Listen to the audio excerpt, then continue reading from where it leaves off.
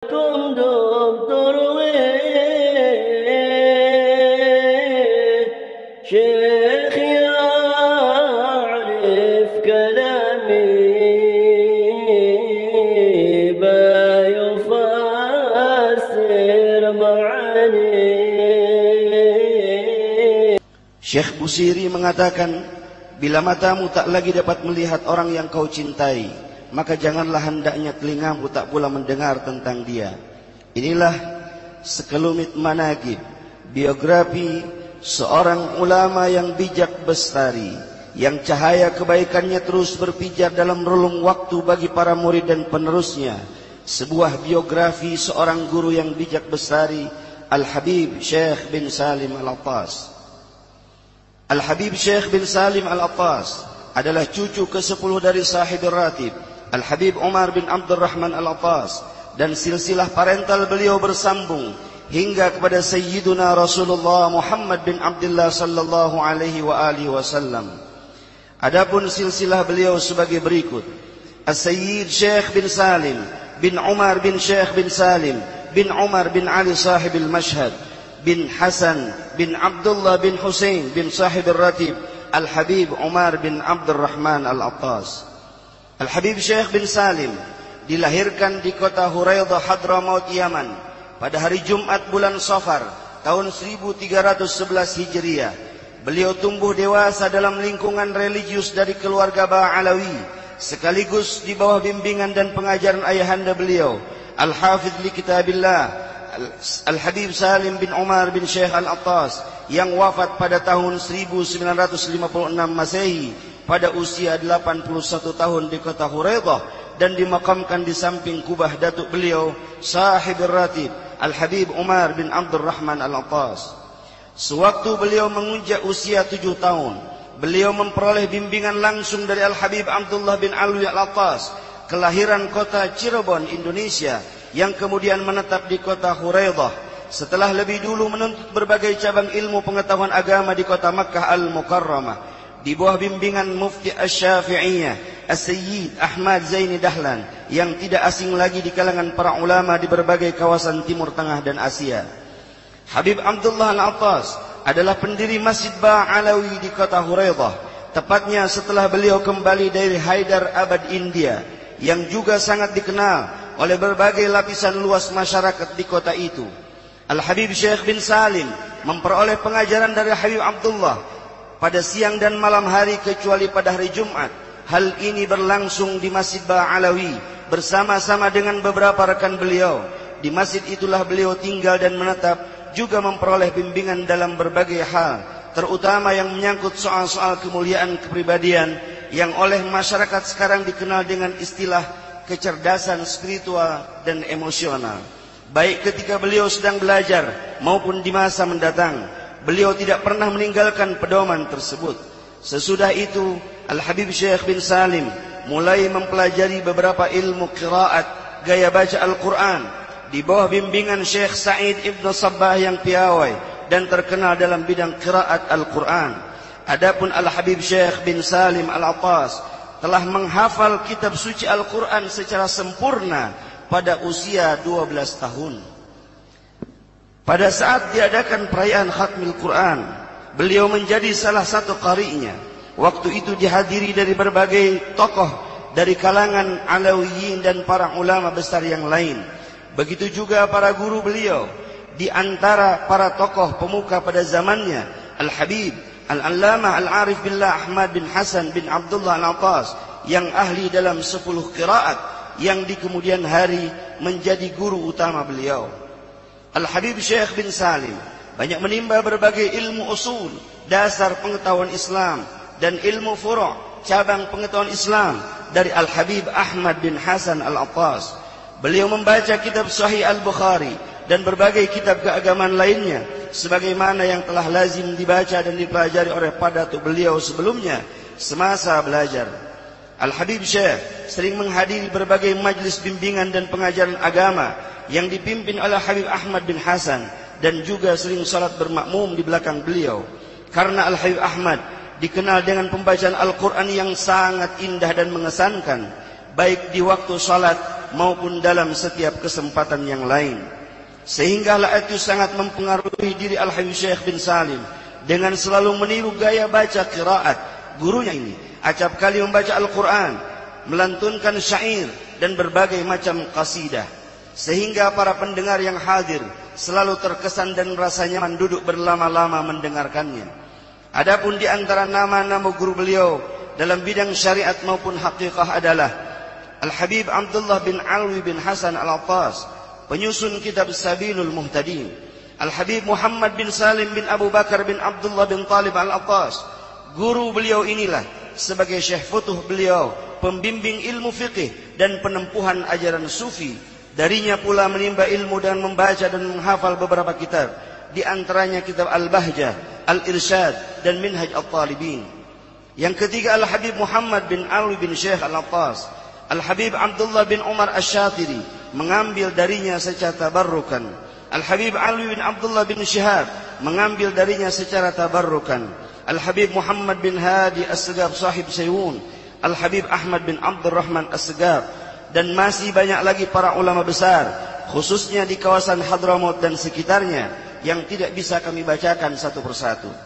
Begitupun menjumpai Mufti Al-Haramain, Al-Habib Alwi bin Abbas Al-Maliki, di kota suci Makkah Al-Mukarramah, dan mengambil darinya secara tabarrukan.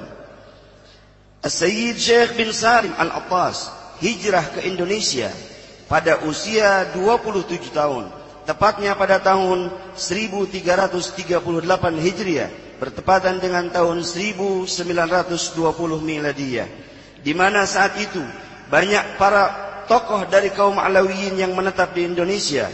Di antara mereka Al-Habib Al-Allamah Ahmad bin Abdullah bin Talib Al-Attas di Pekalongan, Al-Habib Al-Allamah Abdullah bin Muhsin Al-Attas di Empang, Bogor, Al-Habib Al-Allamah Muhammad bin Ahmad Al-Muhdar Bondowoso, Al-Habib Al-Allamah Abu Bakar bin Muhammad As-Segaf Gresik, Al-Habib Al-Allamah Ali bin Abdurrahman Al-Habsyi di Kuitang, Al-Habib Al-Allamah Alwi bin Muhammad bin Tahir Al-Haddad di Bogor, Al-Habib Saleh bin Muhsin Al-Hamid Tanggul, Al-Syekh Al-Muammar Abdul Qadir Asyawi, Profesor Dr. Buya Hamka di Jakarta, dan banyak para tokoh yang mulia tersebut telah berada di Indonesia. Dengan para tokoh yang mulia tersebut, Al-Habib Syekh bin Salim memiliki hubungan yang sangat baik, khususnya dengan yang berada di semenanjung Pulau Jawa. Pada awal kedatangan Al-Habib Syekh bin Salim ke Indonesia, beliau langsung memasuki kota Tegal. Sesudah itu banyak menjalin hubungan baik dengan para sesepuh dan pembesar setempat. Pada saat bersamaan, ruang lingkup dalam berdakwah sangat terbatas, mengingat adanya politik Hindia Belanda terhadap para penyebar agama Islam yang datang dari Timur Tengah pada umumnya dan dari kawasan Hadramaut pada khususnya, sehingga gerak-gerik mereka selalu terintai dan terawasi oleh para spionase kolonial Belanda. Karena faktor itulah akhirnya Al-Habib Syekh bin Salim menempuh jalan dakwah dengan cara berniaga, keluar masuk dari satu kampung ke kampung yang lain, sambil berjalan kaki menelusuri seluruh perkampungan kota Tegal dan sekitarnya. Di kota ini pula beliau menikah dengan putri seorang aristokrat bangsawan anak Raden Ali. Dengan demikian terbuka peluang besar untuk menjalin dan membina relasi yang baik dengan segenap tokoh masyarakat. Di antara mereka adalah para tokoh Al-Irsyad yang di kemudian hari para putra mereka sempat belajar dari beliau berbagai ilmu pengetahuan agama seperti ilmu saraf, ilmu nahwu, ilmu mantik dan lain sebagainya. Keberadaan Al-Habib Syekh bin Salim di kota Tegal sangat disegani oleh berbagai lapisan masyarakat setempat.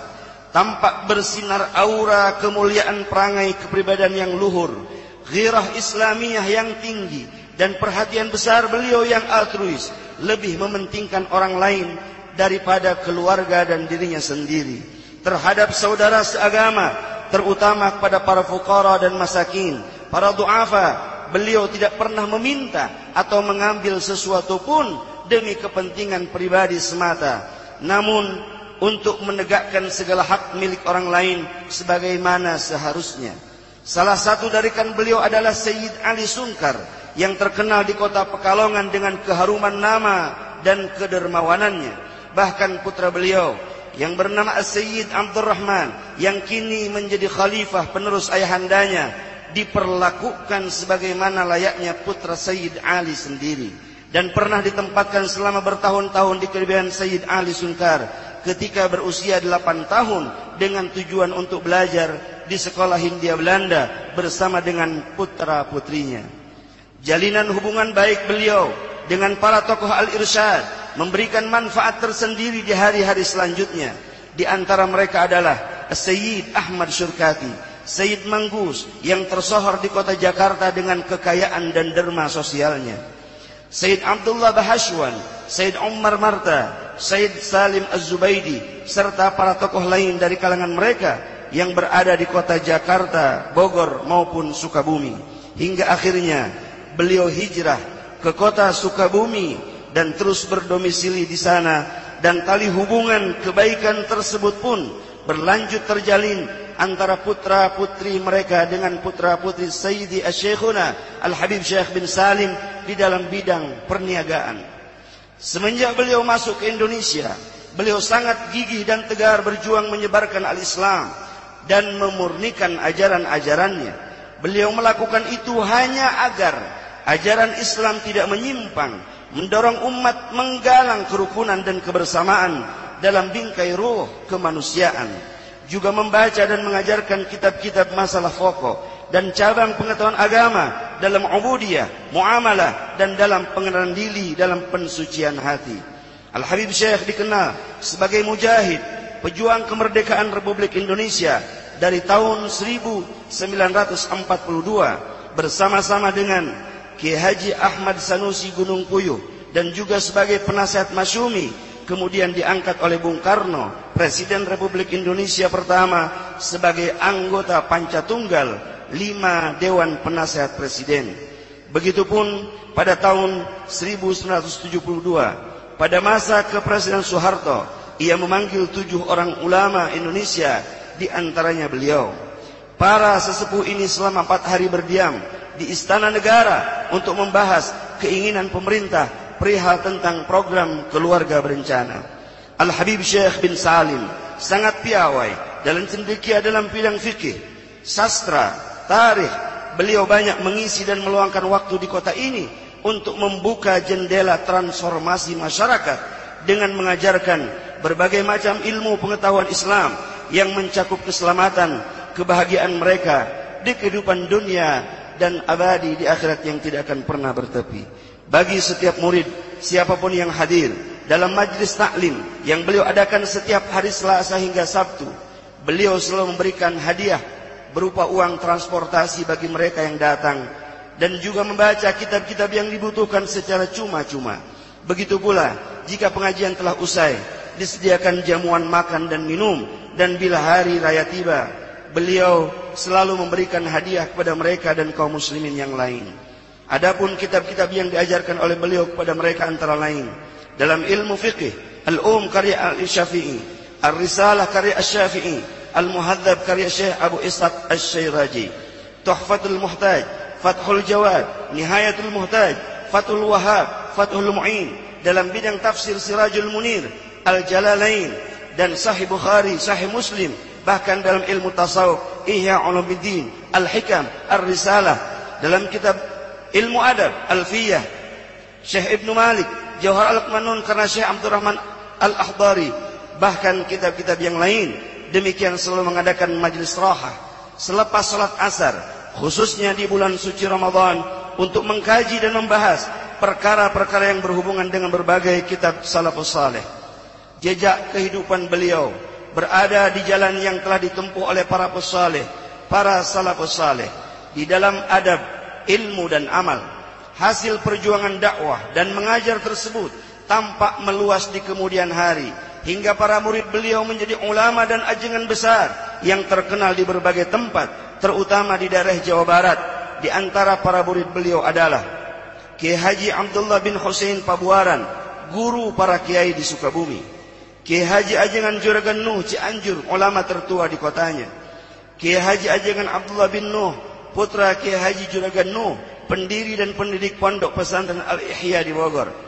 Kiai Haji Ajengan Muhammad Syuja'i Ciharasas, Kiai Haji Ajengan Idris Zainuddin Cipetir, Kiai Haji Ajengan Munawar Cilaku, Kiai Haji Ajengan Muhammad Mastura Tipar Cisaat Sukabumi, yang dimakamkan di samping pusara beliau, yang juga seorang pendidik dan pendiri pesantren Al-Masturiyah.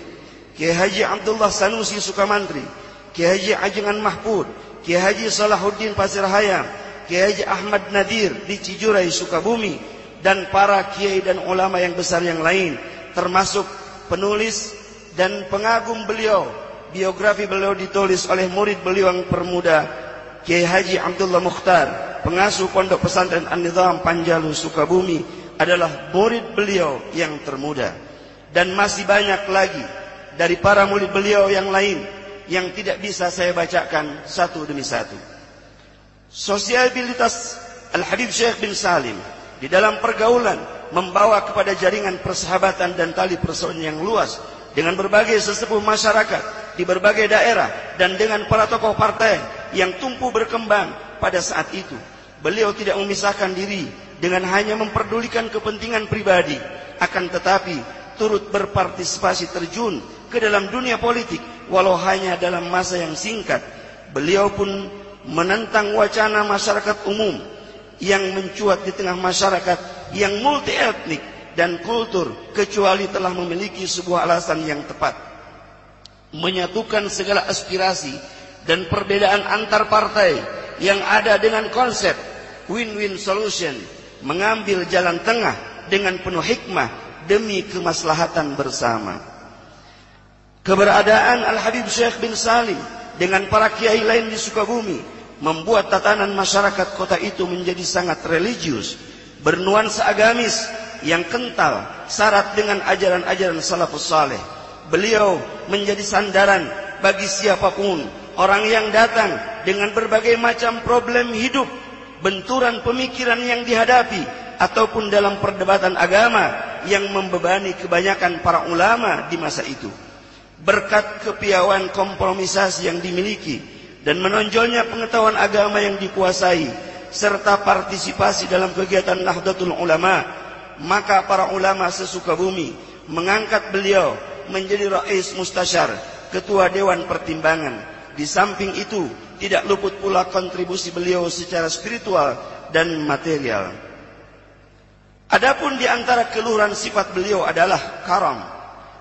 Al-Habib Syekh bin Salim Al-Attas dermawan, murah hati kepada siapapun, terutama kepada orang-orang yang punya garis strata sosial yang lemah, kurang mampu, mustad'afin.